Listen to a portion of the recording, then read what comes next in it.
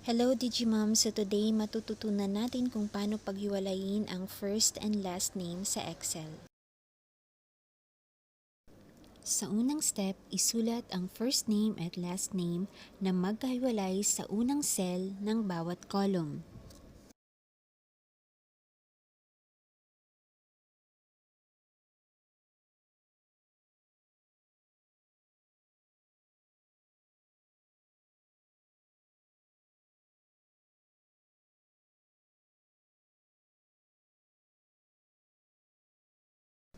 Sunod, ilagay ang cursor sa baba ng unang first name cell. Pindutin ng magkasabay ang control at letrang E.